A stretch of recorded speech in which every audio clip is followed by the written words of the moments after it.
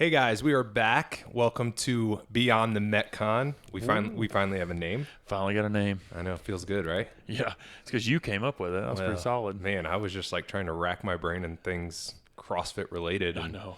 Everything you kept coming up with was already taken. I know. So I'd like come up with something and I'd Google it and be like, gone. Yeah. Well, and then Beyond the Metcon just kind of fit. Yeah, Beyond the Metcon works. I like it. I like it too. But hey, before we start this one, I do want to like throw something out there. What you got? Well, it's Wednesday, Okay. March 3rd. Yeah, We just got back from the gym we did. with literally the worst programmed workout I've ever been a part of. For me, literally, I'm thinking like, I had no idea where you're going with this. yeah, no, I have to get this off my chest. God himself could not have programmed a worse workout for Lambert. For you? For me. Let's have him run and then do overhead squat and then burpees. Yeah, I had no idea I literally had no idea what you were going to say. Yeah, no, Keenan and I just kept making eye contact, and like we just need a 230-pound plus division because it was not good. For every 2 pounds over 220 counts as a burpee. It was a massacre. It was not good. Yeah, I died. I was drooling a little bit, so I may not be as heavy as you guys. But. Oh my God, it was bad. Anyway, that's beyond the topic. So, hey, we're here for episode 3. We've enjoyed the feedback from you guys, and look forward to keeping this going. So, today we want to dig into kind of a fun topic, and it's gonna kind of revolve around like what's in your everyday gym bag, right? And like we get a lot of questions of different types of products and what, athletes should get, what do they need, what do they not need. And we wanted to take the opportunity to dig into those things and go through kind of what's in our bags and things that we might recommend to people. Yeah, because something I never really realized or put together was one day we were like running low on jump ropes, and someone's like, well, what's a good brand to get? Because I don't even know what to look for. And like they said, I've tried looking up before and I didn't know what to buy. So I just haven't yet. And I was like, oh, yeah, duh. Should probably put a list of stuff out We there. don't really talk about that. Yeah, ever. So yeah, when you brought this subject up, I was like, yeah, that's perfect. Right.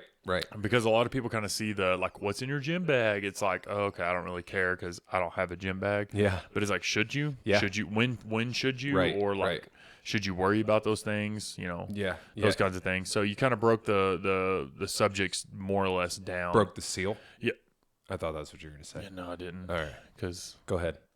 I think I did before we started the podcast, so it's probably not going to get. But no, it was just like things that you should have, and then kind of like nice to have, and then everybody, if you have a gym bag, you always have stuff in there that you probably don't need, but you do. Absolutely. There's things in workouts that are great to use products or equipment that you own, and I think for those of us who own various pieces of equipment that we get to bring with us, they're kind of a game changer when it comes to different workouts. So yeah, because as I call my rope, my cheetah rope. You have an RPM, right? I do. Yeah. I call it the cheetah rope. It's a good one.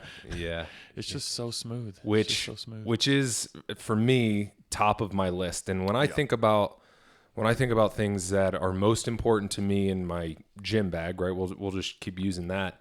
There's 2 things that I take with me anytime I travel or, leave outside of Ute gym that I want to make sure I have, because I would hate for a workout to be programmed and me not have my own things. Yeah. And number 1 is jump rope. Yeah.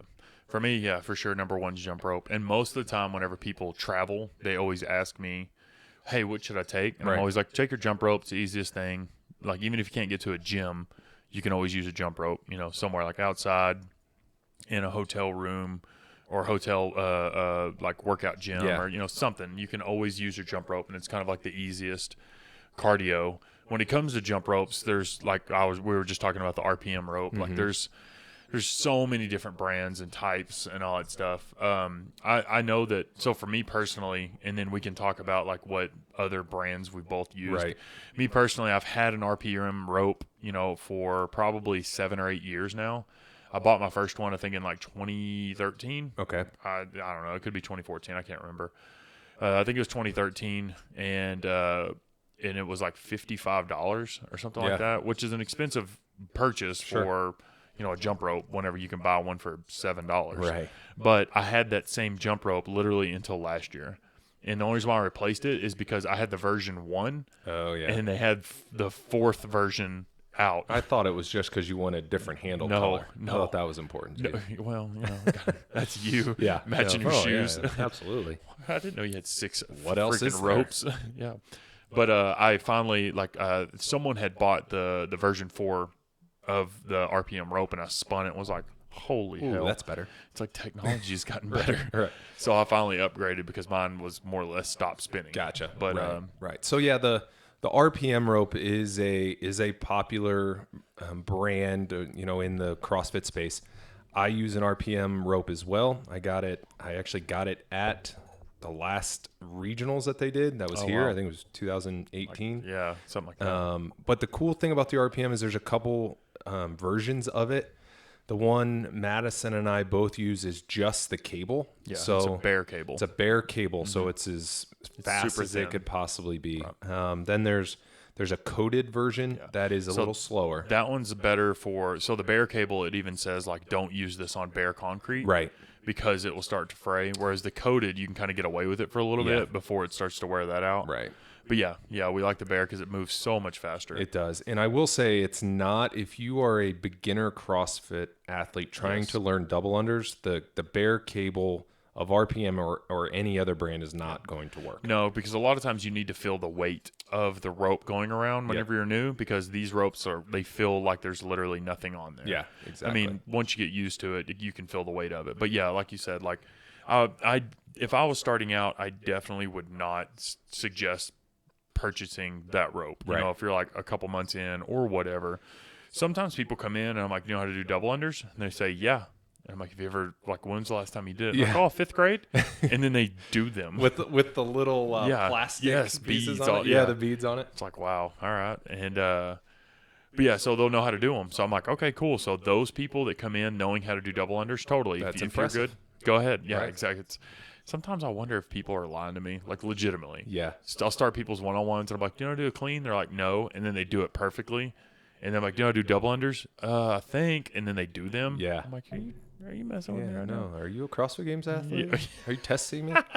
You used to compete or not? But no, but yeah, so if you already have kind of double unders down, in the sense of you can do sets of 10, 20, 30, something like that pretty consistently, buying an RPM rope wouldn't be a bad purchase. Yeah, because it will literally last you years. And if with that one, if the rope ever breaks or does anything bad, the actual rope, it's just $7 to replace the cable. Exactly. But I don't know if I'm sure you have. I used Rogue in the past, any of their speed ropes. Yeah. Yep. And I'm trying to think of other brands. I know some other brands, but personally, I've only used Rogue. Yeah. Their speed rope. So when I first started CrossFit, super frustrated with double unders. That's when I kind of wanted my own, because it would be I'd come into the gym, I'd try one of the ones that's just there in class, but then I may not get that next one, and I really did feel the difference. Yeah. So I was like, I'm going to get my own. And I got a Rogue one. That was, I think they're $25 or something like that. It was the SR1, I think it was called. And it still took me a while to get, but at least I was using my own rope, and it's a little bit heavier. Yeah. Yeah, and then I was talking to Brenna the other night. I think it was probably 4 weeks ago. She was the one I was referring to that was I wanted to buy a rope, and I never knew what to get. Yep. She bought a rope. First night she had it, she did, I think, 10 double unders in a row. Right. And she couldn't tie more than 2 together before that. Right. I was like, yes, it makes a huge difference.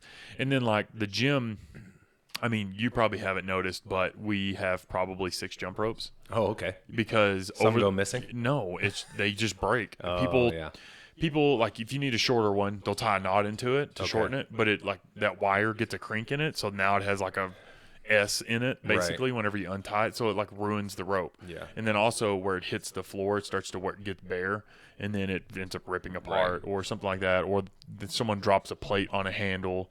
So, I've just stopped replacing them. Yeah. Well, and I'm sorry for the classes, especially for you guys that don't have a rope, and it's hey, do you have one? But it's I've replaced so many jump ropes that it gets to a point where it's just if you're just going to keep replacing these. If you're just going to keep hitting this rower with a bat, at some point, I'm just going to stop supplying the rower. You know what I mean? Right. So I think eventually I'm going to end up looking into getting another set of ropes, but I just don't want. It's just hard because that's just blowing that money. It away. is hard, especially because those are not sized to any individual. Right. They are just kind of run of the mill. You may have a variety, but it's going to be really hard for anyone trying to learn double unders to use a rope that is not sized for them and used regularly. Yeah. So what I want to do is you guys can look in the show notes. You'll see a list of jump ropes. I'm going to go like a top 3 kind of a thing, just from like RPM most expensive to like a medium priced one, and then just a super dirt cheap that you can get off Amazon for like $7 or something like that. And I know another popular brand is RX Smart Gear. So those are fatter handled ones, right? Yeah, and I think they've got a variety of weights and cables and stuff to them as well. The only RX one I've used is the drag rope, which you have as well.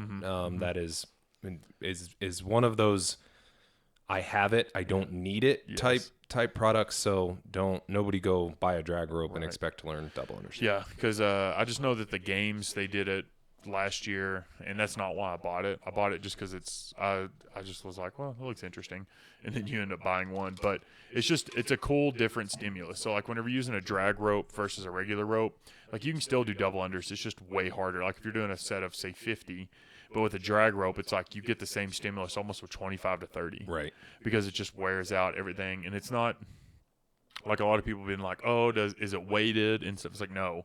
It's just like the cloth almost is what the rope is made from, so it just drags through the air.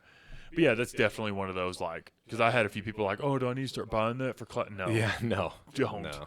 It was just like a cool purchase that was like, it wasn't that much. It's like a fun conditioning piece. Exactly. Is all it is. Yeah. But yeah, I do believe that's like one of those definitely, you have it, but you don't really need it. But the jump ropes is, I think, hands down, probably the most, like, top of the list because you need this. Absolutely. Because we do double unders at least once a week. That's what I was actually thinking, is like, okay, I bet I get this jump rope out once, if not twice, a week. And again, if I travel or go to a different gym, I take that with me for sure. And then sometimes it's just they're good for just warm-ups. Yeah, if you're going to go running, good to warm the calves up, those kinds of things. Another one, so you said grips. So I think grips are definitely depending on skill level. Sure.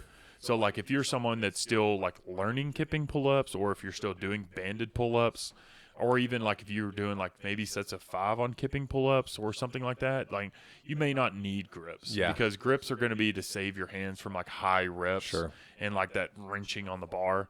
And being a big guy like yourself, yes. There's a lot of wrenching. Yeah, there's a lot of wrenching. A lot of torque on those hands. Yeah, a lot of torque. But yeah, no, I agree with the whole grips, and I actually just got some recently ones that, like, we ended up getting them too. Yeah. It's those Victory grips with no finger holes. Yeah. So I actually and went to Wadapalooza last year before COVID hit, and they had like a demonstration, and I had used some other brands that we can talk about, but what I use currently is Victory grips. And I went to, like, because they had a whole rig set up so you could try them on. And the first pair of Victory grips I had actually had 3 fingers. And the way that they're longer so that there's a fold, so you get an extra piece of kind of cushion. So like in gymnastics, there's like a little dowel rod when they do that. And it kind of creates this, locks your hand in place. Where in CrossFit, that's not legal. But they do that with a little bit of bunch up. So it kind of creates like a faux dowel rod in there. Just a little bit of extra protection that I enjoy and had used for the past year, but then recently for things where it's nice to be able to take your grips off for different movements. That's why after I saw yours of the fingerless, they're great for a lot of workouts. I think I've done them with every movement that you could possibly have. Yeah, like ring, bar, all the different things. Yeah, toes to bar, all that stuff. Yeah, and I used to use. I'm drawing a blank on the name of them, but basically it's a wrist wrap. Waddies. Waddies is the name. Waddies. Yeah. God, that's why I have it here. I can't remember anything ever. But yeah, Waddies. So it has a wrist wrap mixed with a palm protector, basically, that your fingers go through, and it's cloth. And I loved the idea of the cloth because it was thin enough that I could still get a good grip. Because sometimes you get those grips that are way too thick. Like Britt has small hands. Okay. So she feels like she's grabbing like a fat bar whenever she has like the thicker grips. So it's hard for her to like hang on. Right. But like that's why I like those waddies. But the issue with those was they stopped at my fingers.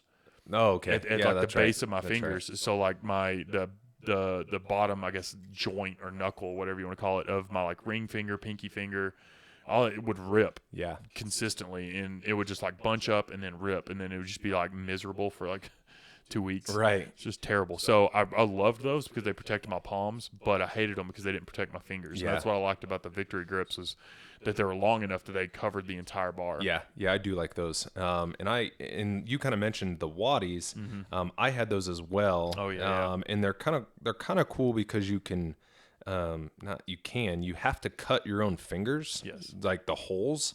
So you don't actually cut your finger. No, you cut the holes for your fingers so they're sized for you. Yeah. And that extra wrap around your wrist is nice kind of for wrist support, but what I didn't like about them is once you kind of have them on, they're on. So like you kind of have to keep them around your fingers for the entire workout. That has just got kind of annoying. Yeah. So if you're doing something like double unders, or if you're doing like a barbell movement or something, it's there.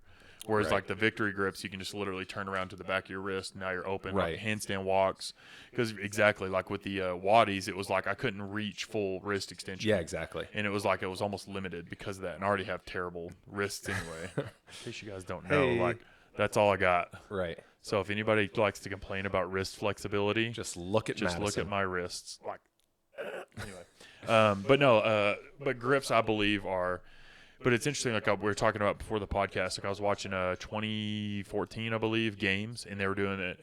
Hell, I could have got the year wrong, but it was the 21-15 non-complex. Okay.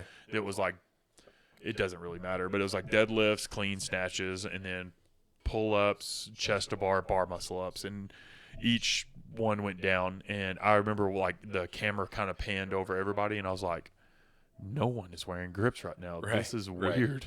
Because now anytime you go anywhere to any competition, to any CrossFit gym, everybody There's has so grips. many brands. Yeah. And so I know another one that I tried on was the one that everybody likes to wear now. What's the other Bear brand? Complex. Bear Complex. That's it. And I remember someone had left a pair in the gym. It was like, I was like, I'm going to give those a shot just to see because I was wearing my waddies at the time. And I tried them on, and I did a workout with them. I think it was like a ton of pull-ups, or I don't remember. It wasn't bar muscle-ups. It was a ton of pull-ups. And I shredded my hands. Yeah. I mean, like palm ripped off. I was like, holy fuck. What is going on? How are people wearing these and liking these? But so I never wore those again. But Britt loves those. Right. Those are her favorite ones. Yeah. I have a pair of the Bear Complex. So it's a small sampling size. I don't know if I have a fair enough assessment to say whether I like them or not. The only thing I will say is like right out of the packaging and kind of use, Bear Complex feels like it's going to take some time to break in, which is probably what you experienced. That's probably what it was. To where I got the Victory grips out, put some chalk on them, and they were kind of ready Moment to go. one. Yeah, moment one. The only difference was that, like, I remember I checked out Brandon's first, and they had that, like, crease for the bar already in it. And I was like, oh, that's nice. When I got mine, they're, like, flat. Yeah. But as soon as you grabbed it, it was like, it felt money. good. It felt money. Good. So, but Bear Complex is very popular. They're clearly a popular brand across elite athletes as well. So I don't think I would discourage anyone from I know those. Jacob Hepner, so you guys can look this up on one of his YouTube videos. It's probably like 6 months ago, a year now. But he tested, I think it was 10 different pairs of grips. And that dude does so much volume. Yeah.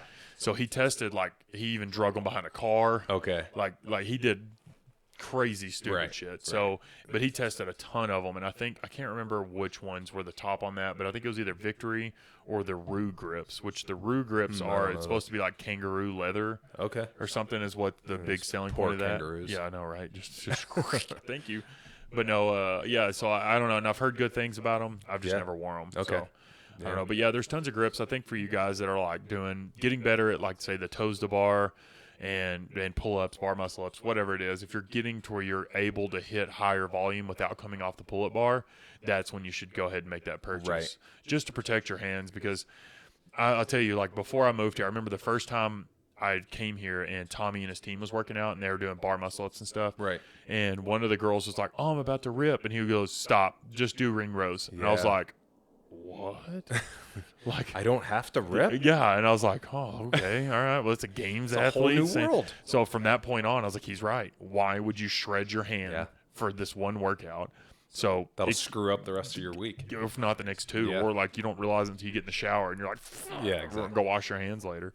But no, so if you're starting to get into more of those higher skills, that is definitely a must-have. Right. And I actually, I think I even use just generic gymnastics grips that are like the 2-finger. Yeah. They're pretty cheap on Rogue's website, I think is where I got them. Yeah. I was still ripping using them. I don't know if they actually did anything other than give me a little bit of like grippiness onto the bar, not necessarily protecting my hands at all. Yeah, because I think it's the material kind of holds the chalk a lot more than your hand does. Right. Because especially like for someone like you that's so sweaty. Rather than sweaty balls. Yeah, sweaty balls. But like it actually holds the chalk on a little bit more. Yeah, rather than just putting it on the bare skin. Right. So I think that helps a lot. So that's another option that's just kind of available and cheap. Yeah, and I've used grips for years now, so it's like you said, it's available. There's a lot out there. Cheap. Right. The other ones that I have used a lot that you haven't is because I've noticed that you deadlift more than I do, and you don't use a belt. No. How? So I'm gonna blow my spine out. Yeah. Well, before you get into like why it's important to you and why you have it, I've never used a belt, and I don't want to now because I see people at all the gyms I've been to that use it as a crutch. Yeah, that are like, I can't do this unless I have a belt, and it's like, well, do you really, or is it that just it's like a security blanket? Right. And I'm not downplaying it. I don't want that to be me. I don't want to have to rely on a belt. Right. Although I'm sure there's a scenario where it would help me. I just haven't. So belts help a lot. So for you guys that like, if you're newer to CrossFit and you don't understand like the point of using a belt. So basically, think of like your core as like a Coke can. So the moment that Coke can, you open it, it lost all of its pressure. You can crush that can pretty easily. So basically what the belt does is an added, so it's like if you had that same Coke can and you ran over it with a car, like over the top of it, it ends up popping and squishing. The belt basically just adds an added layer of protection that doesn't stop it from being able to blow up or whatever. It just adds an additive layer. Got it. So instead of like a lighter car just kind of runs over it, okay, let's get a heavier truck, pops it. It's like at some point you can't just rely on that to save your spine from blowing out your butt. Yeah, I got it. So belts, what they do is you're using that interabdominal pressure to push out against the belt that helps out with the core. So for me personally, like let's say we're doing back squats and I'm warming up, what I'll do on using a belt on squats, deadlifts, cleans, anything, what I'll do is I'll wait until I get to a certain point, then I'll put it on. Got it. By that certain point is when I can feel my core starting to kind of give. Then from that point on, I'll wear a belt. So like, let's say I'm back squatting. When I hit like 255, 275, like that's when I'm like, okay, cool. The next weight, I'm going to throw my belt on. Gotcha. Because what's been really good for you not using a belt up to this point is you've built that strength in your core so much that it's helped. Whereas like someone like me is early on, someone's like, here, use a belt. And I was like, cool. Okay, cool. Yeah, all right, let me throw it on. Sounds good. Blew my back out. But no, so wearing a belt helps. But I think you should not wear a belt up to a certain point. So a belt, I believe, is kind of like a must-have / nice to have. Gotcha. It's like I would not fall on it, like you said, as a crutch. Because I know some people that do the same thing. I'll be like, you don't need that. And then they rep the weight out, and they're like, oh, cool, I didn't realize that. It's like, yeah, you could have had that. But no, so I think it's something that I like to have just because it just makes me feel comfortable and secure. Right. The other thing is going to be like knee sleeves.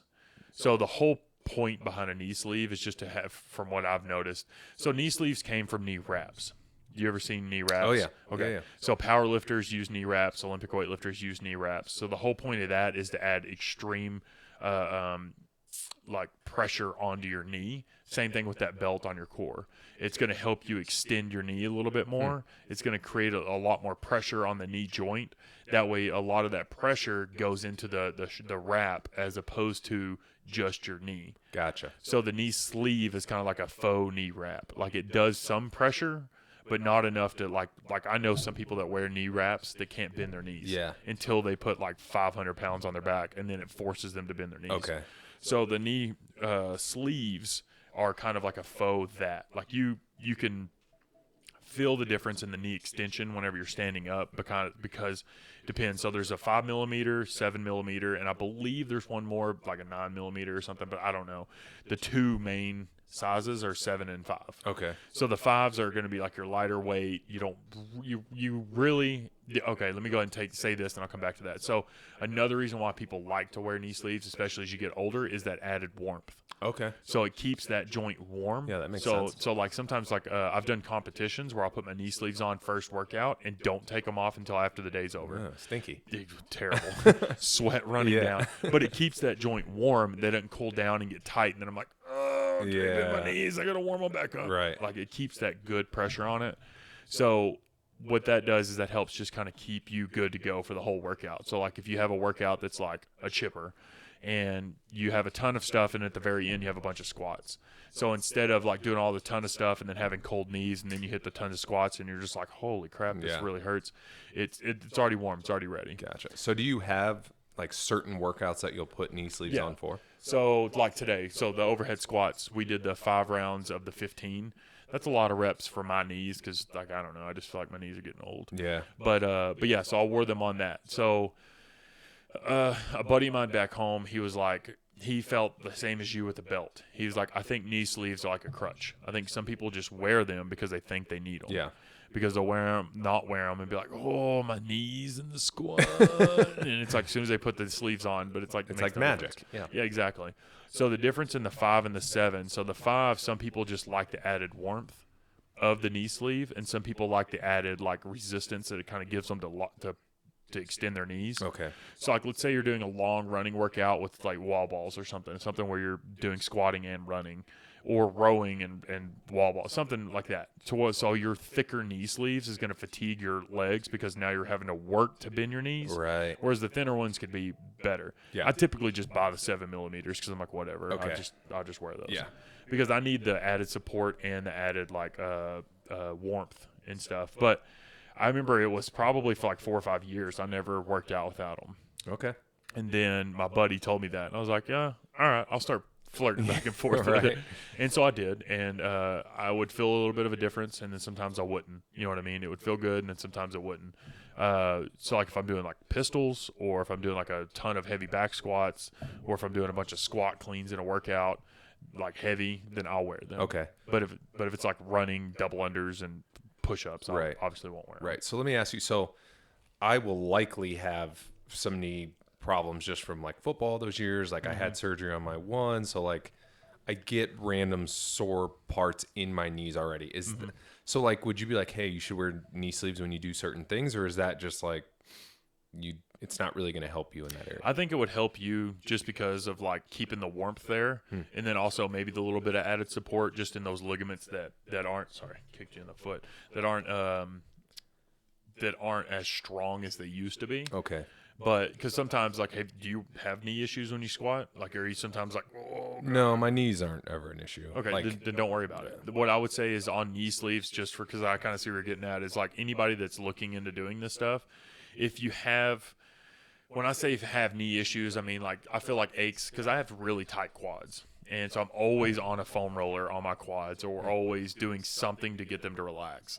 And it pulls on my knees, which makes my knees super tight. Gotcha. So I can feel it. Like if I just cold hit an air squat, and I've been squatting the past couple days, it's like a 5-second squat, and I'm not standing up immediately. You know, I really have to get my knees warm. Some people don't deal with that. Right. You know, some people are flexible, like their joints don't just kind of hang on to tightness, so they're fine. So okay. Like my wrist kind of goes into that. You know what I mean? My elbows kind of hurt on occasion because I think I have just natural tight joints. So it kind of bothers me. If you don't have that, then I wouldn't worry about it. Don't worry about it. Gotcha. So in terms of like knee sleeves and then, you know, even a belt, do you have brands that you kind of recommend or products you like? One of the biggest knee sleeve brands is going to be Reband.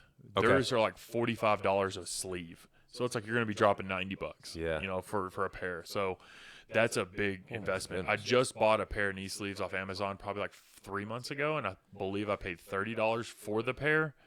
they busted in the first week. Yep. And not because I missed to put them on or whatever. It's just you pay for what you get. Yep. So I know that some people will wear literally one knee sleeve. Okay. Because they're like, oh, my right knee kind of hurts, so I'm just going to wear it on this right. And I'm like, that's fine, do that, you know. But no, like there's a bunch of different brands. So like Britt wears Chris Spieler's brand, and they smell absolutely terrible. Great. And it's not because of Britt. It's because it's like made from this neoprene something or another, and it's just like the material holds on to like, it's like when you smell fresh rubber. You know, you're like, lovely. Love the way it tingles the back of my nose.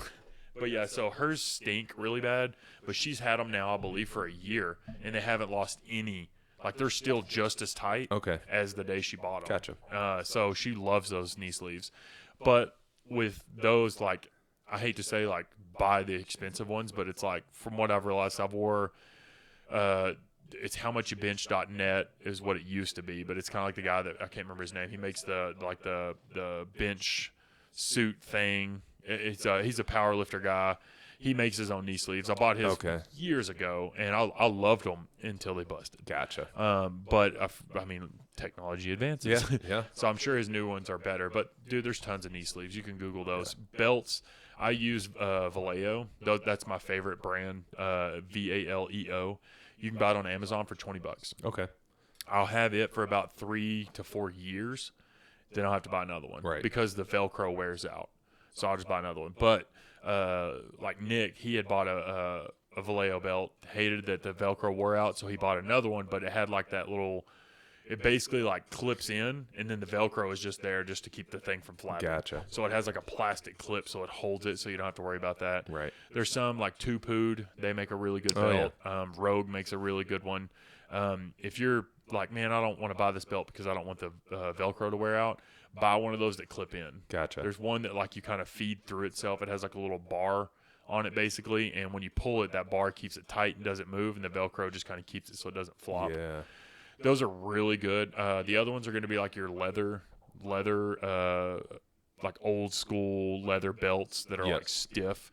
Those are really good, but the issue is getting them on and off. Okay. So you have to like basically grab like it on a, or have someone jerk the hell out of it to get it on. Right. And then the other thing is whenever you first buy those, they're super, super, super, super stiff, and they cut into you until the leather breaks in.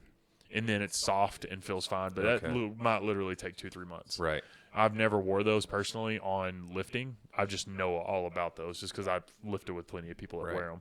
Mainly power lifters use those because the less give a belt has, the better. So like the one that I get is a foam and material basically, whereas that one, it's when you have it on, it's not going to flex or move. It's on. Okay. Yeah. I mean, if I end up getting a belt or knee sleeves, I want mine to be bedazzled.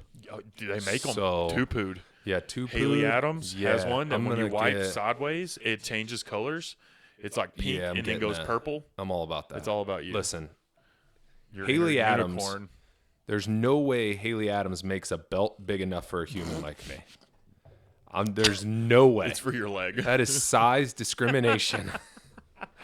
It's big enough to fit your quad into it. That's her waist. Right. But yeah, so I would say a belt and knee sleeves are going to be something that if you tend to have kind of like achy joints, or if you're getting to the point with the belt with lifting that you're lifting enough that you really feel like your core is starting to give out, obviously do more core strengthening exercises, but maybe buy a belt just to kind of help out. Cool. But like you said, do not lay on that as a crutch. Right. I can't lift this if I don't.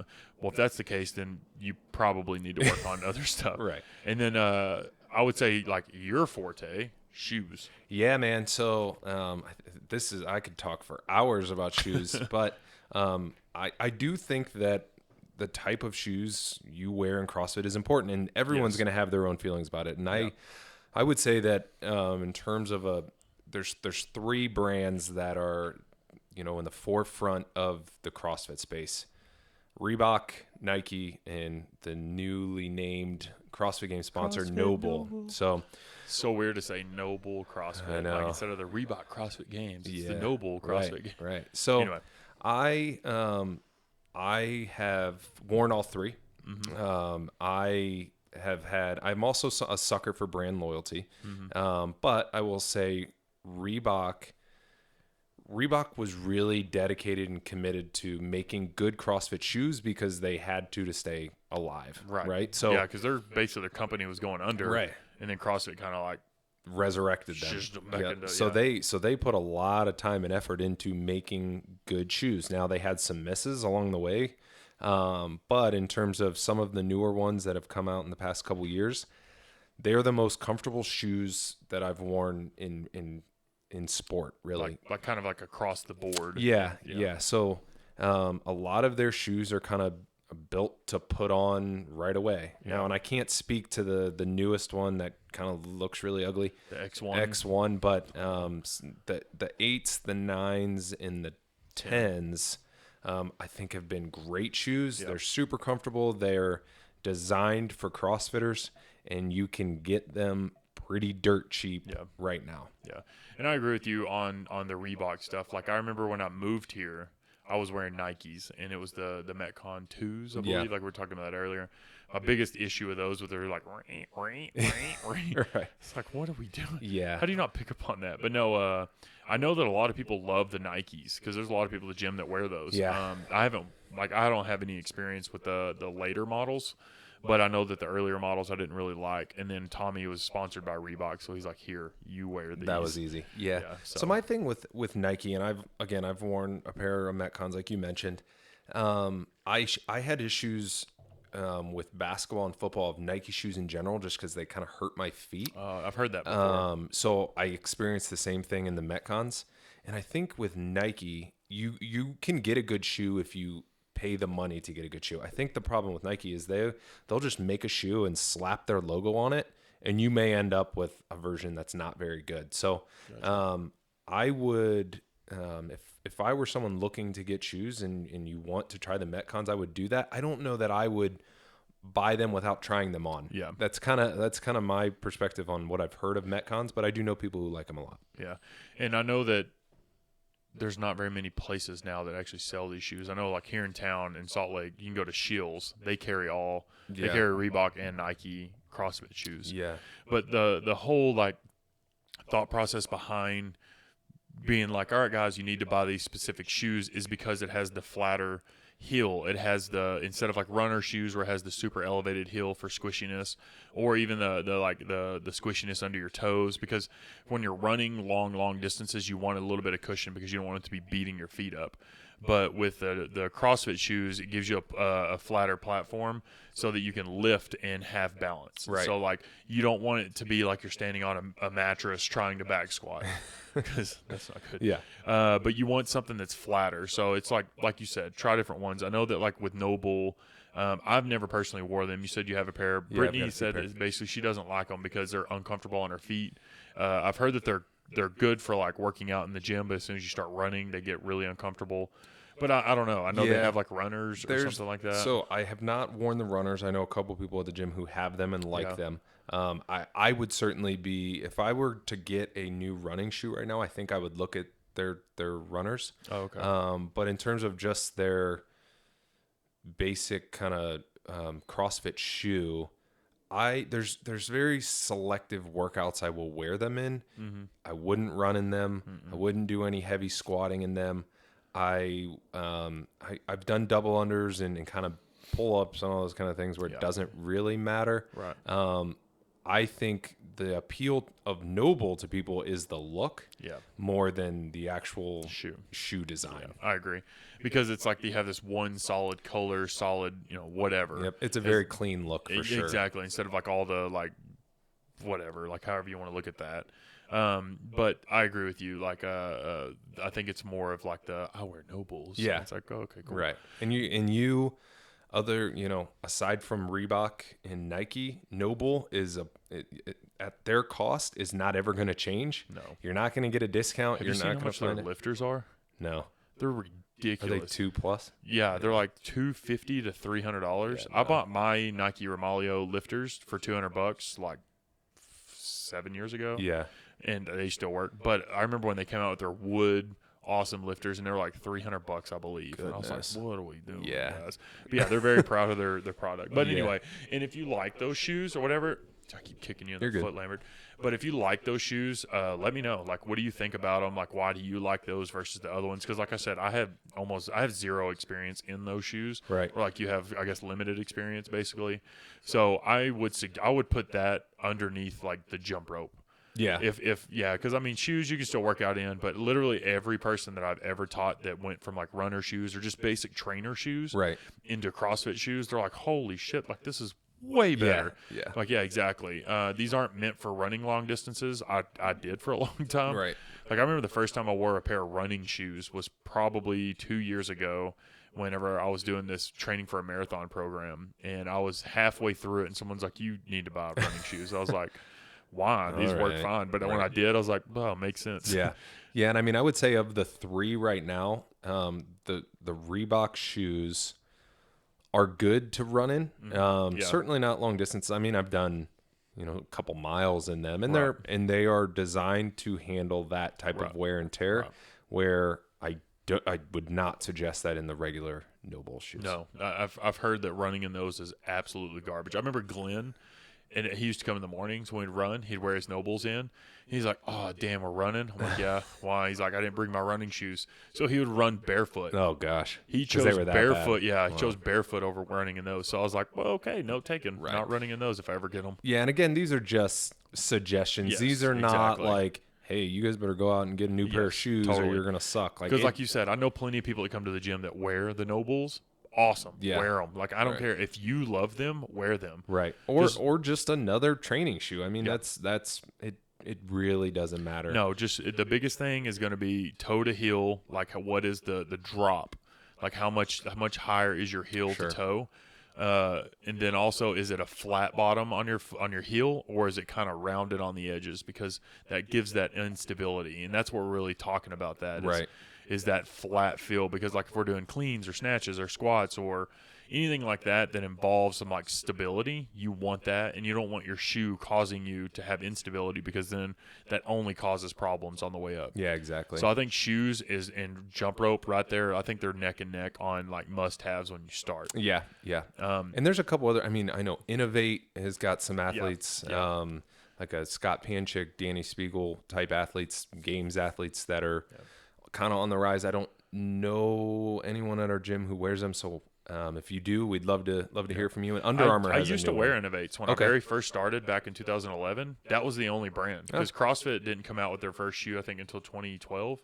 Maybe their Nano ones, the original, the OGs. I actually have a pair of those. There you go. Pretty sweet. Did you keep them in a box? No, I'll wear them. Come on. I'll wear them. I ain't you. Put it in a box, put it in the closet. That's right. Don't touch it. Yeah. But no, I used to wear the Innovates. And the big thing with those was kind of like the minimalist shoe. That was back in the day whenever people wore like the 5-finger shoes or whatever. Oh, right. Like I can't think of what those are called. But they used to wear those, and then because that was Innovate, they come up with that one. Oh, gotcha. And then Innovate also had like, it was like a 2 millimeter heel to toe, and then 7 millimeter and 10 millimeter. Like they had theirs where you would buy the shoe to that whatever drop you wanted. Okay. So it was all like, but those were super geared towards runners. And then CrossFitters started wearing those just because they were trying to, get that, like, you didn't want to wear the Converse shoe because it was literally nothing, but you wanted to wear it because it was flat and had nothing. So, like, Innovate was kind of starting with that, and then that's whenever Reebok kind of came in and started doing their thing. So, I used to wear them, but I don't know what the newest brands, like you said, Danny Spiegel and a couple of those other guys. Yeah. They're coming out with new stuff, and they look cool, I guess. But I just, like, I'm like you. I'm like, this is what I have. It's tried and true. Right. They test them every year. They come out with something new. Cool. I'll keep wearing that. Yep. Exactly. But with other kinds of shoes, like you see some people wearing like the lifters, and stuff. I have a pair, but I rarely wear them. Yeah, I would put lifters into nice to have kind of category. Not something you absolutely have to have. Yeah. I have a pair of lifters I wear very rarely. Mostly, I don't think I've ever seen you wear them. No, mostly because it makes me feel very tall, unathletic. Oh, really? Yeah, I do. I just feel very like clunky. So, gotcha. But I have a pair of VersaLifts, which are inserts. So they're a 1/2-inch insert that if we have something that has squatting in it, or like pistols, I can just put those in, and it gives me a little bit of extra heel lift, so not quite as drastic as the lifter. And with the VersaLifts, you can like run in them and do double unders and all that so kind of stuff. The reasoning for wearing a VersaLifter or just a lifting shoe is to help you have that elevated heel, because a lot of people don't have the ankle flexibility to get their knees far enough forward in the bottom of a squat. So what tends to happen is the angle of your shin to your foot basically is not great enough, meaning it's not forward enough to kind of sit in an upright squat. Okay. So doing the elevated heel gives you that greater angle, because now where your ankle couldn't go to that position, it can actually elevate your heel so you can push it a little further forward. Right. So wearing something like that would be for those people like Swin. He recently started with this. He's been a runner for years. So like his ankles are super tight. He has like almost no ankle flexibility. So he'll wear my lifters, or he's actually going to buy some. Because like if we're doing squats, it pushes him backwards so far that he feels like he's going to fall down. If he wears the lifters, it gives him that elevated heel and helps. So if you're someone that you feel like maybe you're toppling over a lot because of your ankle flexibility, then I would buy a pair of lifters or the VersaLifters. I've yet to try those one. I really want to try the VersaLifters. Yeah. But yeah, you just Google those, and they, like you said, they literally just insert into your shoe. Yep. And like you may not even know someone's wearing them. No, you'd have no idea. Yeah, and they help a ton with that. I agree with you. Those are nice to have, but those are definitely not must-haves. Yeah. Like the shoe and the lifter and Right. the VersaLift. And if you're wanting to try it, I don't know, maybe so. I would go the VersaLift route just because they're way cheaper. Way cheaper, and again, it's something like today that had cleans and then the running with overhead squat. And the burpees, I had them in all day, and they were great, and they're not as clunky as the lifters. So like if you see someone at the gym changing shoes after like the lifting portion of the day, they're likely going from their lifters back to their more CrossFit type shoes. So I think they're great. I think there's very, very, very few workouts, Metcon type workouts you do with lifters on. Yeah. The only ones for me personally are pistol workouts. Okay. Because you need that such ankle flexion. Or if like let's say we did a ton of double unders on a Tuesday and then we're doing like heavy snatches in a workout on a Wednesday, I'll probably put them on as long as it doesn't have running or double under. Basically anything that involves needing to move athletically, I'll wear them. Okay. Like we did a workout a while back that had biking, squat snatches, bike. Yeah. And that's fine because you can do that. But outside of that, and how you think about belts is how I think about lifting shoes. Yeah. Like, it's funny, Greg constantly gets on to me. He's like, you know what would help you hit that lift? If you're like, yeah, Greg. But it's because I'm notorious for lifting in just my regular nanos because I don't, like you said, like I don't want, like if I ever do a competition or ever do a workout where it's like, we're doing running and then squat snatches. I'm like, oh, damn, I need my lifters for the snatches, but I can't wear them because we're running. Yeah. And then in my head, I'm like, I'm not going to fail all these. But, like, literally all of my PRs on snatch has all been in my nanos. Yeah. And I'm like, well, okay, cool. So I'll wear them, like, once a month maybe. And that's kind of the thing. It's like it's just so, like, yes, I will wear those in a lot of the lifting sessions, but there's very few like an open workout or a competition where like I would need those where I couldn't just wear my nanos or no-bull shoes. Right. Which would help a ton, just having that flat bottom. But I think the lifters, like, if you want to focus on weightlifting alone, or you're like, man, I really want to like focus more of an emphasis on my weightlifting, and you're someone that has like maybe tight ankles, or maybe like you still don't feel quite stable in a CrossFit shoe because it is still flexible. Yeah. Then yes, get some lifters. Then it's worth the investment. Yeah, because mine were $200, and I bought them like 6 years ago, I believe. And if you looked at them, you'd be like, those things look brand new. Right. It's because I take them out, do lift, put them back up. Right. But they're heavy. They're so heavy. They're like bricks. Yeah. So I have the Nike Romalio 2s. They just come out with the 4s. The 2s were like the best shoe, and that's not just me saying that. Like the 3s came out, and people are like, oh, it's so great. And then they're like, oh, this is shit. Yeah. And then the 4s, apparently they went back to the old kind of design. Okay. Reebok has a ton of designs.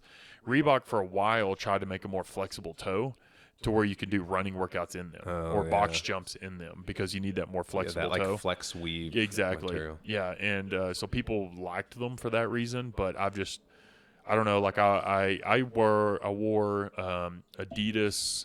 I think they're power lift or the Audi lifters, or I can't remember what they're called, but basically it was the first. My old boss had them, and he was like, "Here, I wear my Nikes. You can have these." Oh, nice. So I wore them for like almost 3 years. The Adidas, whatever, and they work perfect. Yeah. But the moment I put his on, I was like, "Man, that's a game changer." Yeah. I really like the way those Nikes feel. So I've just been wearing those ever since. And then like Britt has a pair. Like those are super nice, but again, that's nice to have. You don't need it. Right. Not completely necessary. No. Something else you can kind of think about investing into is going to be like your tape or something like that to help out with the hands. Yeah. Or wrists or something like that. Right. Yeah. And there's, this is, we would never be able to get door. into. Yeah. Perfect. We would never be able to get into all the different brands of tape. So we can just touch on this quickly. I would say the biggest use of tape for you and I think a lot of people when we see in the gym is for that hook grip to be able to get the thumbs. Old chums. Yeah, like, and I've got a little tear like on my pinky, so it's nice to just like be able to pull that out and use it. So I'm not just banging that around all day. Yeah. So if you guys like, we carry the goat tape at the gym. Yep. It's just because it's like 9 times out of 10, you don't think ahead. Right. And you're like, get to the gym, you're like, shit, I have this rip and I need some tape. Yeah. So that's kind of what it's for. But yeah, that's basically all I use it for. Yeah. One time I hit a tree snowboarding, which is a whole nother story. Nice. I'm nice. Yeah, I live dangerously. Right. I found out that you don't look where you don't want to go. Oh, okay. I was staring right at a tree like, don't hit it, don't hit it, don't hit it. And you went right there. Right there. So I couldn't move my wrist past this. It was like for you guys just listen to the video or audio, like I could barely move my wrist. So I wore the tape around it to give it support. Right. Kind of like athletes, how they wear it around their Yep, ankles and absolutely. stuff. So I used that and it helped a ton. But again, it's like one of those kind of like crutch things. You don't want to be like, this is what I have to wear in order for me to live. And there's certain, uses for that because you can also like tape your wrist too tight or, not enough. And there's I've done that a million times. Yeah, I mean, that's kind of similar to the KT tape stuff. A lot of people enjoy that. I don't get into that type of stuff because I'm not trained on how to use it and put it on. So like, I don't know that it actually benefits me as much as it probably would. Decided they wanted to open it. Oh, won't see you later. You can close it. There we go. Okay, yeah, but KT tape, I'm right there with you. Like, I even watched YouTube videos, stuff like that, how to use it, because like I'd hurt my elbow at one point. I'm telling you, I've had so many injuries, but none of them related to CrossFit. That old age, man. Shut up. We don't need to talk about that. But no, I tried the KT tape on my elbow for a little bit, just because that's years of playing drums. Yeah. And I looked it up, and I was like, I think it's doing something. Yeah. And I don't know if it was just like one of those placebo things, but again, I think it's one of those, like, if you know what you're doing with that stuff, perfect. If not, but I think it's, again, tape is like nice to have in case shit happens. Yeah, and exactly. You can tape it up and you're good, but it's not something that's needed. Right. And there's different levels of that. Like the goat tape I've used, I've got some tape called Deadly Grip. That's more of like the stretchy. Yeah. So I'll use those on my thumbs. Stuff, does that one stick to itself, but not so much to your finger? Yeah, exactly. So then like, when I was using the goat tape, if I tape my thumbs, it was like, I got to find the end of this thing and like do it because it's really stuck. Or it gets sweaty and then just goes. Exactly. Yeah. So like the stretchy stuff is like when I'm done, I can just like pull it off. Right. And throw it away. Yeah. And then you don't have to worry about it sliding. I like that stuff because it actually stays on. Right. Yep. But the issue with me with that one is the stretchiness. I don't realize it, so I'll wrap it way too tight sometimes. And I'm like, oh. Yeah. It's like the ends of my thumbs turning purple. Right. Like, that's not good. Yeah, that did not work out the way it was supposed to. But no, I agree about the tape, about all those things. It's like if you need to use it or want to use it, like so the hook grip, if you guys aren't utilizing hook grip, try to learn that because it's absolutely a game changer. Big time. You just learned it not too long ago, right? Like basically like 6 months. Yeah, I don't even think it was 6 months. It was. Oh, wow. It was.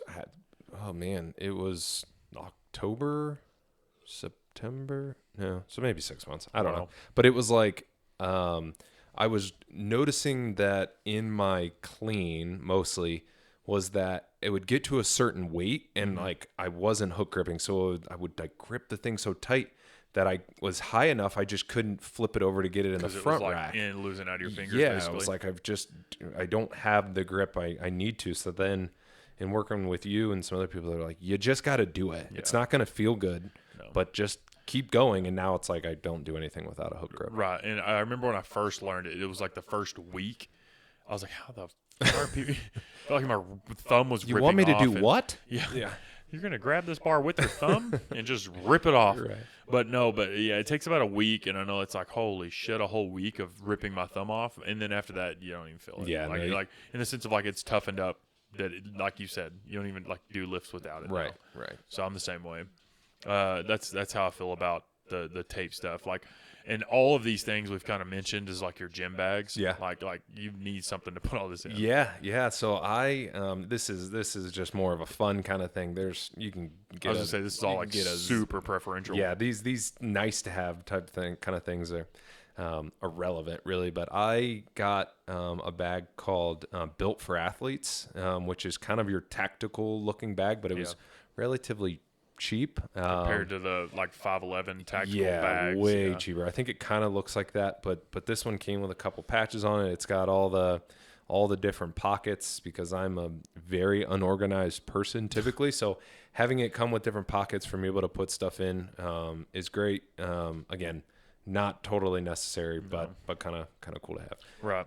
I have we got a it's what is it called?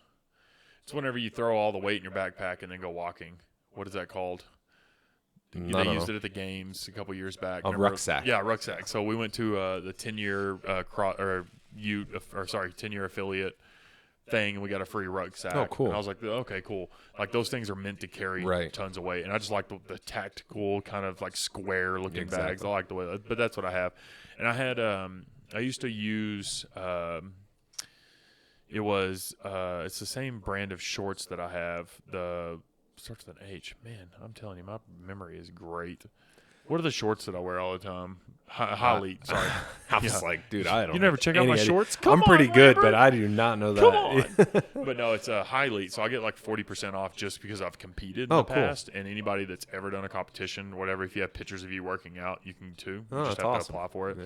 But yeah, so it's 40% off. So I used to have one of their High Elite bags, and dude, it was like seriously like almost 2 feet deep. It was giant, and I loved it because I could just shove tons of shit in there that I didn't need.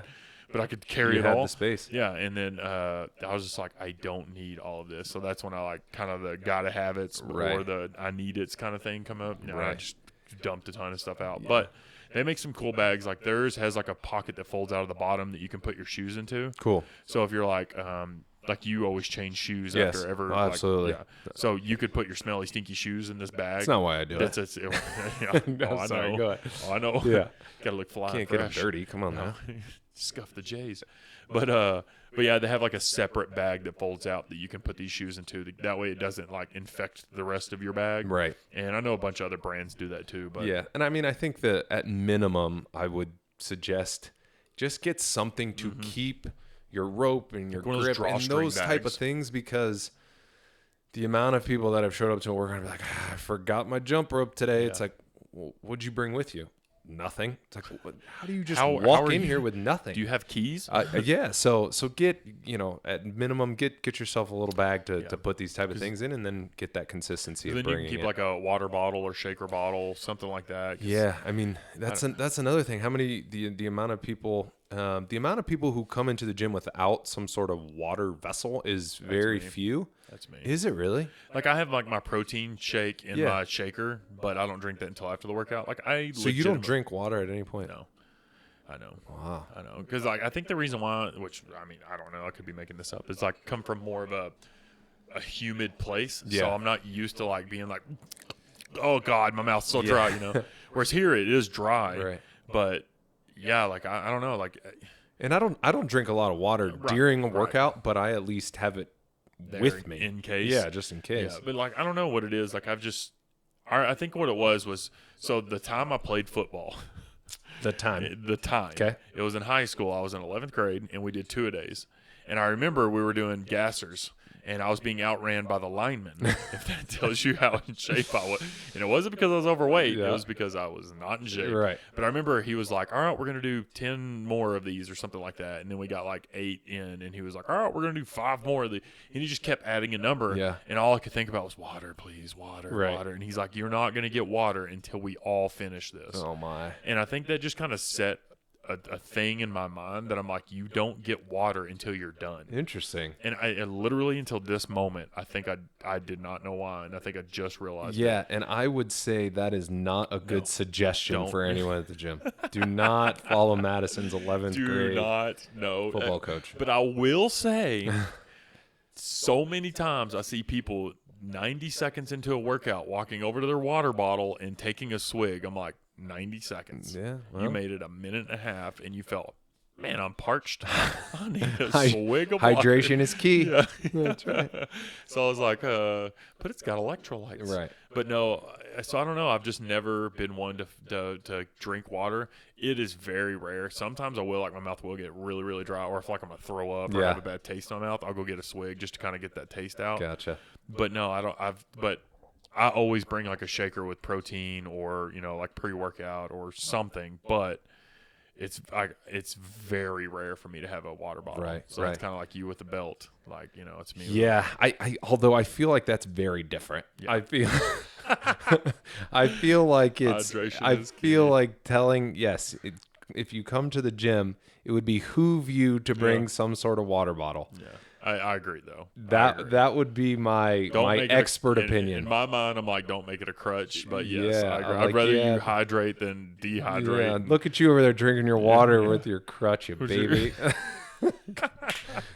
Do you feel so much better? Yeah, you're so tough with your water. Yeah, I don't know, but that's why we got water fountains now. I would recommend you bring something, and again, you can get whatever you want. I'm not going to get into name brand water. So I have like my cup that we can drinking out of right now. So back home, all the barbecue joints, if you went out, you got a cup.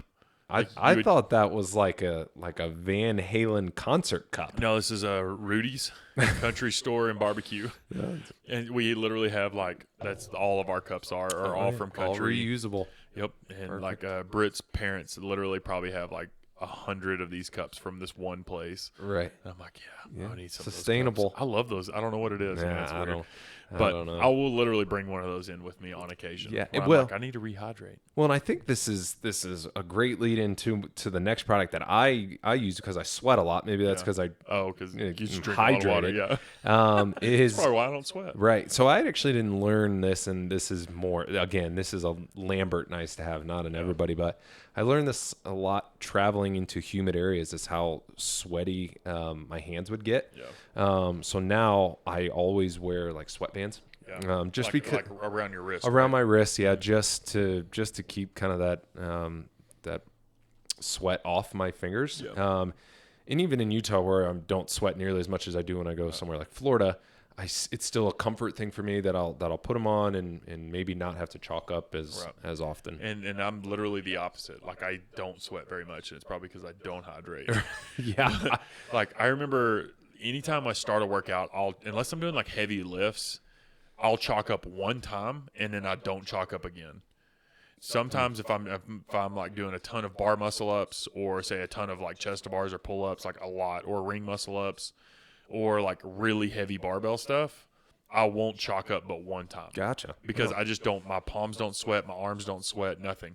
And I remember the first time my buddy back home, Dylan Spoon, he literally every time he did a lift or something, he went to the chalk bucket. I was like, guilty. Dylan, stop. And he was like, bro, and he showed me his hand and it was paste. I was like, oh, you sweat a lot. Got a little bit, huh? Yeah, makes sense now. Because, and same thing with you is you sweat and it kind of runs down. Same thing with your head, since being bald, it does not catch anything. No protection there. The headbands and stuff like that, I think are super specific and preferential to what you need. Yeah. So I think that's something that you might look into. But I remember seeing the wristbands and wondering why people would wear those in a workout because it just sounds miserable. Right. But it makes sense if you're a sweaty human. You're a sweaty human. Yeah, and I enjoy that. Again, just with the sweat running down my arms, if that's going to keep my hands a little bit drier, then that's great. I remember a time being in Florida. It was just so hot. There was a workout that did not involve needing grips, and I just had to wear grips to do double under so the rope didn't fly out of my hand. It was that my hands were that sweaty from sweat running down my arms that I was kind of scarred, and I was I went to Amazon, got a pair of sweatbands, and it's cheap stuff. Still use them. Yeah, that's awesome. Yeah, and I think that kind of that's definitely who, like, if you're a sweaty person, Yeah, wear them. Like, right. buy the wrist straps, buy Right. the headbands, buy those things. Right. But, like, kind of taking a step with that is, like, hand care stuff. So, like, we have some stuff at the gym that's like this balm stuff that you basically put on your hands. Britt was using it a lot for a while. She had like a little rip in her hand every time before she worked out. She put the stuff on. Oh, cool. And basically, it just keeps your hands from drying out. Gotcha. Because when your hands dry out, they just keep cracking and cracking and cracking, and they never heal. So, like, this stuff that we had at the gym would be for that. The other things would be like, if you, like me, like, again, I'm kind of weird when it comes to this stuff. Like, my calluses, I never shave down. Okay. I never use a pumice stone. If anything, if I have like a long one or something, I'll bite it off, or I'll use some fingernail clippers to get that one off, and then I just leave the rest. But, like, I know people that have ripped calluses off because they got too big. Oh yeah, I'm sure. Are you one of those? That... No, my calluses don't get too big. I do rip pretty frequently. I think it's because I've got baby soft hands. Probably. But I gloves with lotion underneath the whole time. Yeah. Like, I think it'll be best if I just style. only do body weight stuff, so I don't rip my baby hands anymore. Yeah, you don't want to do that. Do it on a mattress. Yeah, exactly. But there's a product called Sandbar, which is actually a local company in Payson, Utah. They were at regionals the last time they were here, and I actually had a rip on my hand, and I went kind of to their booth, and she was like, "You can put this directly on your rips." So and before the workouts, but mostly that's how that one stuff is. Yeah, mostly it's good. To put on before bed, and literally I will put on one of those rips where it's like, oh, I can't even bend my hand. Yeah, put it on overnight. It's like almost looks like a glue stick. Put it on overnight, and I'll wake up and it'll be like 10 times better. Yeah, I typically do like triple antibiotic before I go to bed or something like that. But yeah, if you can keep it moist, keep it some kind of healing, something that keeps it soft, whatever, because in the mornings you wake up and your hands have been like this, like closed all night, and then you wake up and it's like is there a worse feeling than like the shower? That's what after the rip. That's what the worst when you're is. like, I'm never going to be able to open my hands when again. You go into the bathroom covered in chalk and you're like, I need to wash my hands. And then our like pumice freaking soap that we have does not help. Well, now's the worst, right? Like, you used to probably be able to get away. Like, I'm going to go to the bathroom and I have chalk on my hands and I'm not really going to wash my hands. Yeah, right. Can't do that anymore. Nope, not with COVID. People will know your dirty ass was in there and you're going to wash your hands. I know. I used to do that really bad. But you're like, I'm all chalked up. No, not anymore. Not anymore. Better wash those things. Better wash those nasty. I'd say the next couple things that we can kind of talk about would be kind of like it's nice to have, but you don't need it. I like to call this my totally unnecessary, but I have it kind of category. Yes. And top of that list for me is my 511 vest. Yes. It is 100% unnecessary. 100% too expensive. 100% too expensive. At minimum, you use it once a year. Murph. And every other time you have to like selectively say, I'm going to wear this vest because I have it. Yeah. You know what I mean? Like there's times where I'm doing that. I'm like, I'm just going to go run for 20 minutes because I have this vest and I spent all this money on it. I don't think maybe one time in going to Ute was there a workout other than Murph programmed with a vest. That said, wear a vest if you have one. And may have been another hero workout. Most likely. That's the thing with vests. It's like, they're cool. You look like a hard ass. Like, oh man, you're doing this in 20 more pounds, and and it's like cool. But outside of like Murph and any of those hero workouts that require it, if you want to wear it, you don't really need to wear a vest. Yeah, you know what I mean. Like to me, we kind of bust your balls about it. Sometimes we all do it, but like sometimes people will wear one and they're like, oh, but I'll wear a vest. Yeah. And it's like, okay, you gave yourself an excuse to go slower. Yeah, no, that's me. Yeah, it's okay. I used to do that a lot. Yeah, I know. Pretty frequently. But it's because workouts like today. It's like, well, I lost, so I might as well make this harder. Yeah. I didn't wear a vest today, though. No, I know that. Old school Lambert probably would have. Yes. gotten like 4 Yeah, burpees. and ran like a 400 instead, and just making it way harder. It's like, I just did a different workout. Yeah. Yeah, cannot compare. Yeah. But no, I think vests are good for like training in the sense of like if you're someone that's working out from home or if you don't have like access to a gym or any of those things, vests are like super good because then you can start them light and get heavier. Right. Like a friend of mine, he's only working out at home. He has a trainer that comes to train him at his house, and they don't have a lot of equipment, so he wears a vest. And he does like dips on his stairs, nice. push-ups, and he does like squat jumps and running up his driveway, which is super steep. And it's like, cool, that's good application for a vest. Yeah. And you can get a lot out of that. But if you're someone that typically goes to a CrossFit gym, you really don't need a vest. Right. Unless you just want to do Murph as prescribed with the vest. But then if you do that, make sure like you train in that vest right. at least a month out. Like practice some pull-ups, practice some push-ups. It's a game changer, it's for sure. A big game changer. When you get into a workout with it programmed, with the design stimulus to have that additional weight, it is significantly different than than just your everyday workout. Yeah, I agree 100%. Because I know like during the summer, like during COVID last summer, a lot of the like a group of people would get together and go to the track and work out together. Right. It'd be like 5 to 10 people. Yeah, we saw them there. They'd all bring their vests and stuff like that because it was like there's no weights. So it's like that's great application. Absolutely. If you're someone that does that often, totally. But and if you're going to spend the money to get one, we're certainly not discouraging it, but just make sure like what I would do over the summer is every day I would put it on and go run for 20 minutes, not for distance, not for time, speed. It was like, I'm going to move for 20 minutes with my vest on and listen to a podcast or listen to music. Yeah.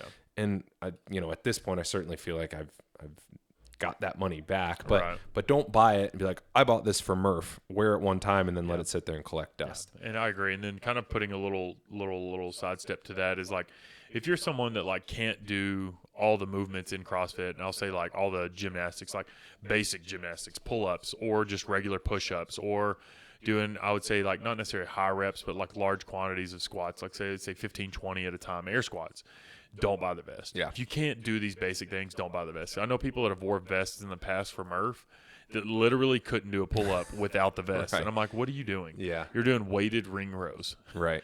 Like, don't, because you're not doing yourself any better by wearing this vest than wearing it. Right. Like, do the workout without it and try to RX as much as you can.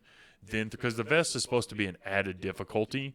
You know what I mean? It's like, okay, you can do pull-ups now. Let's try to learn chest to bars. Yeah. Okay, you can do chest bars. Let's learn bar muscle-ups. There's progressions. And then once you've kind of gotten through those progressions, then you add the next level, which would be add weight. Exactly. So it's like the vest to me is like something that I would wear for those things. Like my 511 or my rucksack bag that I have, I've hiked in it with weights in it. Right. And that's cool because like I can do this hike. Yeah. But now I'm going to add a level of difficulty. Right. But Yeah, like, and that rucksack has come up a little bit over the past 2 years or something since they did it at the Rogue Invitational. Right. And they had athletes run it, and then they did something at the games with it. Yeah. I've never worn one, but they seem to be coming up a little bit. If you get one of those, like mine doesn't have the front clasp. Oh. Like to help support the bag because it was just like a free bag to give away. But I think I can buy it. I don't know. But anyway, if you buy a rucksack, I would get the front clasp one just because it gives you more back support. Because if not, then it's just like pulling down like a backpack. Yeah, right? exactly. It's just like a backpack pulling on your shoulders, and like it'll start to wear that out as opposed to giving that little bit of back support. Yeah, and I wouldn't have any practice. I never took books home in school or anything, so I wouldn't know what. I was cool. I always threw it on one shoulder. Oh, you were a one strap kind of guy. Oh yeah, bro. All I right. was trying to be cool. Trying to be cool. Yeah, but in terms of like weight vests as well, like there's the 511, there's a Bear Complex one, and there's a Condor. Again, what's his name? Hepner. He does a video where he tests 10 different ones. Gotcha. Then he calls. There's so many. There's ones that has like the plates. It looks like a steel plate you can shoot, like the 511 one. That's kind of what we're used to. And then there's also one that's like inserts, like a little bag, weighted bag inserts that's on there. I think I did the first time I wore a vest doing that. Murph, and it like they shot out. Their bags falling out. And I think it was in that moment I was like, I'm getting myself a weight vest. Yeah. Just because I was like, I know I'm going to continue to do Murph, and I want to have my own. And what I would suggest is if you guys want to get the 511 tactical one, buy the vest and have Charlie from the morning build your there plates. You go. It's way cheaper. Yeah. Just because he can do it like in-house and he does everything to spec. He did that for me and Brett. Nice. And he whips it up super quick. So I would go that route just to save you guys some money. Plus helping out one of our members. Shop local. That's right. Shop local. But something that I use a ton and kind of always have over the years is, I would say, is going to be like supplements, stuff like that. Like that's something that there are a lot of people feel like, hey, what's the protein I should be taking? What pre-workout should I be taking? I'm like, none. Yeah. You shouldn't. There's a whole reason why they call them supplements, because it's supplemental if you're not able to get X into your diet. Like if you're not able to eat enough protein, you can do a protein powder. Right. Like if for pre-workout, for me, the reason why I do it is because I like the face itchies. Yeah. If it's not tingling, I don't like it. Yeah. And then also just the added caffeine boost. Right. This is supplements is such a tough thing, and we are not in a position to in this podcast talk to people about what they should be taking or shouldn't be taking. Not at all. I mean, with that, I have a variety of things that I take throughout the day, from like a protein in the morning, BCAAs, a protein that I would take immediately after working out, a pre-workout. It's like I've got a whole shelf of stuff, and there's a whole lot of different brands and lines, but I would suggest to anyone who's looking into trying some different supplements, do your research, talk to the coaches at the gym before you just like go start buying stuff. Yeah, I agree. We sell SFH at the gym, protein, because it's made from grass-fed milk, grass-fed cows, those things. Plus Tommy, he carried that before I moved here, and I actually took it before I moved here. So when I moved here, I was like, well, that's cool. Yeah. You guys carry the same thing. Right. But a lot of the reasons why is because he took that stuff, and it was very much like if they got tested for, PEDs or any kind of extracurricular stuff. Clean. Yeah, exactly. It came from someone that actually made this for athletes. So Tommy was like, I know what's in this. Right. So that's why they always carried it. Right. But it's like super clean, and I really like the way it makes me feel in those things. But like you said, talk to one of the coaches, talk to somebody that does that. Do not go to GNC and talk to the GNC people. Do not. And we'll want to understand what your intent is by taking it, and help gear you towards the right things, and not just try to sell you SFH. That's what it is. I do FNX products, same kind of thing. I know that they have a good track record, and for me, the biggest sell on theirs is like how well it blends and shakes. That's huge. How many horror stories do I have of like, I'm shaking this, it's great, and then it's just like dirt in my mouth. It's like, what in the hell? You hit a pocket of and like there's no quicker way to turn me off from a product than if like I want to mix it and have it be just as smooth as like water, like chocolate milk or something like that. I don't want it to kill my mouth. I agree, and then I've tried all like pre-workouts. I've tried all proteins. I've tried tons of stuff over the years. So if you have any questions, I can at least give you an idea of what I think. But like Lambert said, like we're in no position in the sense of like full knowledge, like nutrition wise, on like you should do this protein for this. Right, exactly. But at the end of the day, like if you are wanting to get into these things, like I'm working with a client right now. He says basically after he leaves working out, he gets super hungry and has no control. So I'm like, bro, get you some protein. Yep. That'll help push off that hunger. Exactly. That way you have more control of what you're actually eating. So something like that is kind of like how I suggested. But what did I suggest him? I didn't. Yeah. I said, go. You could try ours. I really like it, but it's expensive. I know. Go try other stuff. And I think the big thing with that is like if we're going to help you, we're going to want to look at the different ingredients and the track record of these kind of things. And like Madison said, do not go to GNC, dude, and try to get pushed around. They will peddle you stuff that you do not need. You do not need. It's way expensive, and it'll sit there. Yep, exactly. But like the supplements kind of help out with recovery a lot, and that's a huge focus. What I'm working on right now is because I am getting older, and I just want to feel better each day. So like recovery. Something else that's like it's nice to have, but you don't need it would be like the new recovery stuff. Like lacrosse balls are not new by no means. Right, they've been around forever. But like having an extra like lacrosse ball for like knots in your back or something like that. But like the massage guns, foam rollers, like I know that there's a lot of stuff going around. Like basically, if you look over the course of the games, you can see the progression of what's popular this year. Yeah, and that's so hard because people see elite type athletes and want to live that lifestyle, right? Right. Like, I want to get this massage gun and I want to roll out for hours and then I want to go get cupping or whatever the hell that's called. And it's like, you can get all of those recovery type items that are really going to be beneficial for our level of athletes at the gym. There's foam rollers, there's balls, there's bands, there's all of that kind of stuff. I have some stuff at home like a foam roller, and I do have a hypervolt gun only because I got it for free.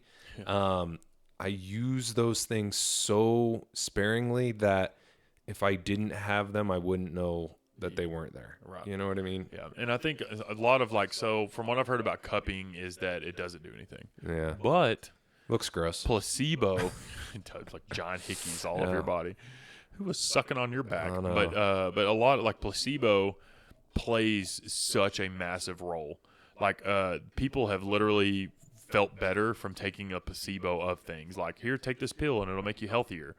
And then they're like, but they actually give them a sugar pill. Right. So if you are using lacrosse balls, foam rollers, massage guns, cupping, dry needling, ART, massage therapy, ice baths, obviously there's science behind all of those things that you could read pro and cons.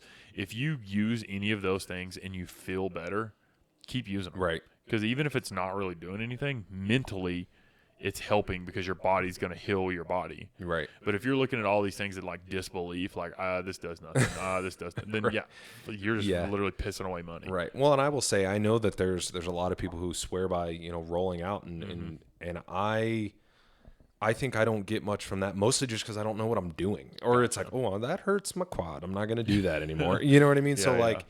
I would also put that in the talk to the coaches if it's something you're like, hey, I need something like this to help with my recovery. My knees get super tight if I don't roll out my quads. Yeah, exactly. And I've just done it for years, so I know that what muscles get tight just from experience.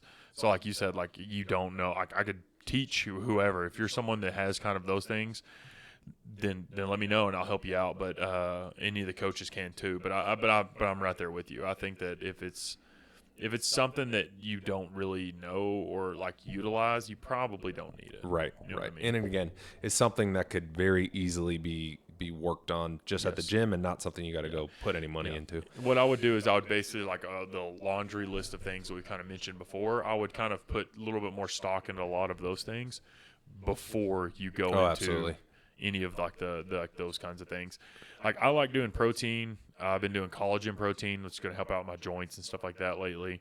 But outside of that, you don't really need a lot of supplements. Right. The recovery stuff, you don't really need a lot of it unless you, like I said, feeling the placebo of it, or even if it is doing something. Right. I mean, my most recent purchase, totally unnecessary. Ooh, I got one of those. How big of a diva is Lambert? Was when I got barbell collars. Oh, and yes. This was it's I don't know, $50-$60 if you go through Rogue. I just got I hate going to the clip clips, bucket and I need to toss which all ones of are gonna work. You know what I mean? You squeeze them all, and then mid workout you get a bad one and it's popping out all over the place. One that was a good excuse to slow down in the work. And I was like, I got to move my weight around. Right. But then I was just it's something I use every day. It will, I don't know. There's no reason. I was just being a diva and I like having them. I totally, me too. I have my own pair. I remember one morning Drew had his own and Drew tired and someone was like, oh, you got your own clips on? And he's like, that's one less thing I have to clean. Right. Oh, that's a good point. Oh, I never even thought about that. So he brought his in from his house just because he didn't want to keep wiping stuff down. Right. But I have my own too for the same reason because I don't want it to move, and I would buy a ton of them for the gym. Them boogers are expensive. Those things are expensive. Yeah. I have other things I would like to invest money in for the gym over collars. Yeah, but I agree with you. Those spring collars, they are pretty wore out, and then your plates slide and stuff like that. But I think the collars are definitely up there once you've kind of made all these previous things. Yeah, absolutely. Or if you're like, I'm just tired of the weights moving too. Right. Because it is definitely awesome having your own clips that don't move. Oh, because my gosh, those clamp down ones has the little It's so nice. And if you're someone that struggles with squeezing the clips, because I know a lot of smaller women especially can't really squeeze the clip to get it off, get those because it's just push the little lever over. And you're done. Right. They're nice. And again, I'm just such a diva that I even keep them in the box that they came in. So like they're in the box, in my bag, in the same pocket. Don't want them to get scuffed. I don't really care about them getting scuffed. I just don't feel like digging around for them. You know what I mean? It's easier to reach down and feel a box in like two different colors, but totally unnecessary. I would put that below the have, but don't need. I'd put that to like, dude, why'd you waste your money category? But I have them and I like them. Yeah. So. And I agree. And I hope that this whole list of things that we kind of give you guys definitely opens your eyes a little bit more in what you need and don't need at the gym. Right. Like you see someone like me or Lambert using that drag rope and you're like, do I need that drag rope? No. Don't worry about that. Right. It's just something stupid that we decided to buy. Yeah. But I would suggest, especially those must-haves, again, it's rope, shoes, grips, belt, knee sleeves. Like I would say like those are kind of like your starting and water bottle. Right. Those are kind of your starting package. If you don't have any of those things, start with the rope and then work your way down the list. Right. And like Madison said, we're happy to help you, locate products and put links somewhere to, guide you on that purchasing journey. Yeah. So cool. But hey man, before I let you go, tomorrow we're because today's Wednesday the 3rd. Next Thursday the 11th starts the 2021 CrossFit Open. Any predictions? I've got none. None, because it's 3 weeks. We don't know if it's going to be double workouts, double scoring. You know what I mean? No one knows. Like no one has an idea. Like because they give us the list of things. Yep. I'm sure it'll have double unders. Probably double unders in this first one. You think? I don't know. I'm definitely predicting some version of burpees and a dumbbell. It'll be something very inclusive to where everybody can get at least a good score or a score. Yep. Then as the weeks progress, it always does like more high skill, more of those things. So you're probably right. It's probably like some kind of like dumbbell snatch, burpee box jump, repeat from could be years ago. But again, there's still time to sign up for the Open. Sign up for the Open, guys. I created a team for the gym. Oh, cool. So as kind of people sign up, I'm adding people to the gym team, and we can kind of see where that goes, just so we all feel like a part of a team. Yeah. But no, I'm excited for this year's Open because it feels like the old Open. You know what I mean? It does a little bit. Like, hey, like we're camaraderie. Let's all get back together. We will have Friday Night Lights like we did the previous years. Ish. We'll do, exactly. Yeah, it won't be as like packed as the old years, right. Just like where hundreds of people showed up, thousands. Yeah. So will you do? You still got to sign up for class. It's not going to be like a sign up sheet. So we're going to sign up. Yeah, we will do a sign up sheet, but it'll be sign up for heats. Okay. So I will change online what those heats are for like classes. You know what I mean? Yep. I'll probably change it to where it'll be like every 30 minutes or every 45 minutes will be a new class, quote unquote class. Yeah. And then you'll sign into that just previously, and I'll, just so that we can get an idea of how many people, and then I'll also cap that. And if people want to come and hang out, that's fine. But just practice the social distancing and all that stuff until we can wear your mask, all that good stuff. Until we can get all that stuff kind of figured out. But yeah, I'm excited for this year's Open. It'll be fun. It seems weird because it's kind of like it's already coming up. You know what I mean? Yeah, and we haven't done any kind of preparation for it, but in the sense of like hyping it up like we have in the previous years. But no, sign up for the Open, guys. Like it'll be cool. Like I'm excited for this year's. It'll feel like old school. Absolutely. Cool. It is here. The CrossFit season is officially underway a week from tomorrow. So look forward to seeing you guys. Thanks for tuning in. Yeah. And thanks for joining Beyond the Metcon. You got it.